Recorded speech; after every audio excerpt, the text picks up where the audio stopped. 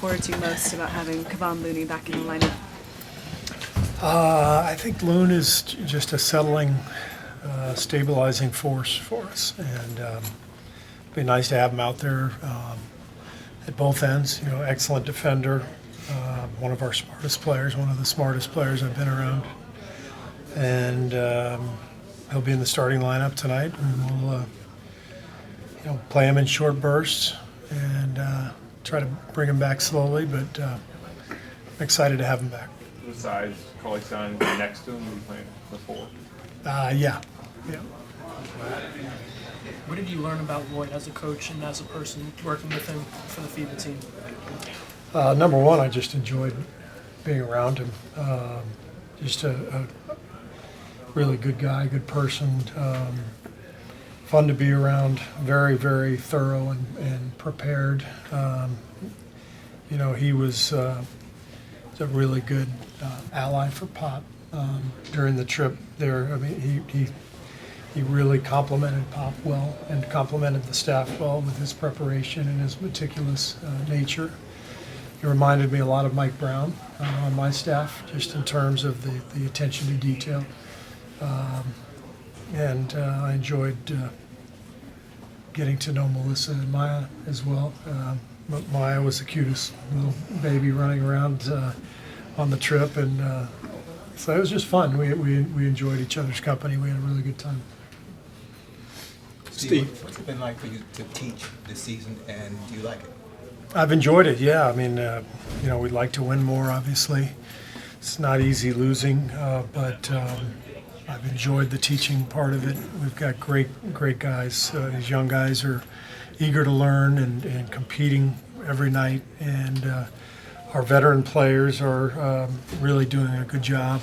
Guys like Glenn and Alec and Willie, new to our team, and kind of maybe mid-career for themselves, but they've added quite a bit to our group, and hopefully they're getting a lot out of the experience too. So it's a totally different set of circumstances for us, but for me as a coach, I'm taking a lot of satisfaction out of the details of coaching and the individual gains that are being made.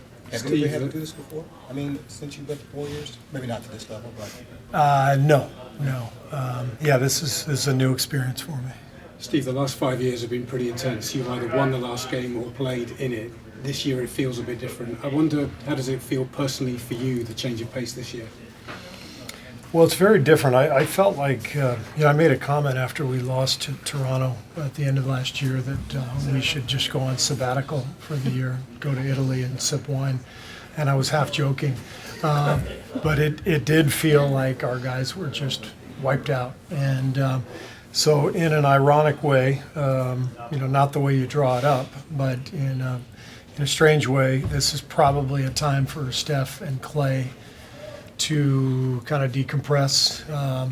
I don't know that anybody can really fathom what it takes physically and emotionally to go to the finals 5 straight years. It's exhausting. So these guys put everything on the line for 5 straight years. Just an incredible group, amazing competitive desire, 9-month seasons filled with, every game is the biggest game of the year for the opponent. So to do that for 5 calendar years, it's pretty remarkable. And my sense is that this is, in a strange way, in an ironic way, it's kind of a good thing for some of our key guys. And if this is an off season, what are the chances that you'll actually come back even stronger next year? Well, I think we will. I mean, we'll have a very different team. We're not going to come back as the same group that it was, in the finals last year. We lost a lot of guys who were key players for us. Kevin Durant, obviously, and Andre, Sean, DeMarcus Cousins. We lost a lot from that group. But the whole point of this year is let's get healthy and let's really try to develop these young guys and see if we can fortify our roster and develop some players who can be a big part of our future, and then bring back the healthy guys and make another run at it. So it's exciting. Steve, tell us about going back to Draymond's retirement. awards presentation, what it means to you, because he's meant so much to this franchise Right. over the last 5 years in particular. Yeah, I mean, one of the things I love about Draymond is that I know how much Michigan State means to him, and so his loyalty to his school is a big part of who he is and a big part of what he's meant to the Warriors. This is a league that, routinely you get guys who come in here after they spent 4 months on campus, 6 months, and then they're gone, Draymond spent 4 years playing for Tom Izzo. He gave millions of dollars to that school. He left his heart and soul on the court, wearing the green and white. So for me, it's an example of what he's done for us, and we're probably going to retire his jersey in San Francisco someday. But I love the fact that he's so loyal to his school because that's his foundation, that's his rock, and we've been the beneficiary of everything Coach Izzo did and the school did for Draymond. And it'll be nice for me to be there. I know Bob and Joe feel the same way, and I'm looking forward to it. Coach, what have you seen in Trae Young's performance from year 1 to year 2 in the league? He just looks like he's extremely confident. We saw him early last year before he really took off, and most players their rookie year, they're just trying to figure out, which way is up. And I thought by the end of last year, he looked like he had figured things out pretty well. And now, obviously, putting up big numbers, and so he's a different player this year than last. Kevon is pretty quiet. He probably doesn't show everybody his emotions. How did you see him get through this? It's obviously kind of like a little bit of a scary thing. So. In typical Kevon manner, he was very quiet. I'd ask him how he was doing, and he's fine. He just said, "I'm fine, Coach." And he'd just keep plugging away every day, and we'd be at practice, and I'd look over, and he'd be hard at work in the weight room with Rick, and he just he gets his work in every day. He just punches the clock. You count on him every single day. You never have to worry about him. But that's what he's been through is much more serious than a broken bone or something. It's a health issue more than just an injury, and so I'm really thrilled to see him coming back out onto the floor tonight, and hopefully things go well and he can resume his career.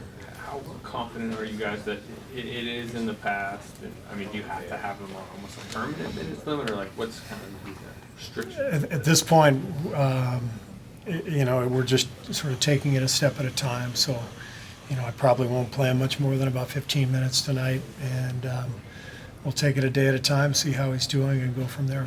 You're playing him at the 4. He hit a 3 in that one little 10-minute spurt he did play this year. How much do you need him, especially now playing at 4, to spread the floor? Yeah, that's a part of his own development, and that's part of this season for us and for him. Can he hit the corner 3? Can he space the floor with a playing next to a 5? So we'll continue to work with him on that, and we'll put him in those positions, and I'm confident he'll do well. Omari dealt with a lot of off-court struggles here in Atlanta this past year. Why did you guys feel like he would be able to work through those with you guys? Omari? Mm-hmm. We had Omari in for a draft workout 2 years ago, and he blew us away with his talent. He had a great workout, and we were very high on him. And Atlanta took him, and rookie years are tough for everybody. So sometimes getting a guy in his second year is the best time to get him, and I think it worked out. The trade worked out for both teams. Atlanta was looking for a rim running center like Damian, and so we were interested in Omari's skill, his shot making, and his potential, and both guys seem to be doing well. So it seems like a good trade. Vince Carter is 42 years old. Could you imagine coaching a 42-year-old? Would somebody get your jokes? Well, yeah, he would get all my dad jokes. I can't even fathom playing in the NBA at 42. It just takes an incredible freak of nature. I mean, you know, I hope that sounds like a compliment, but you know, he's just an incredible athlete to be able to play in this league for as long as he has at the level he has, and to still be enjoying it so much. Obviously, you wouldn't do it for this long if you didn't enjoy it. But I think that's what I enjoy most about watching Vince is just the joy that he takes from the game and passing along the wisdom to the younger guys. And you know, I hope he keeps going. But I know he said this is it. But did he say this was it officially? Yep. Well, maybe we can talk him out of it and get him to play one more year. Great, thank you. Okay.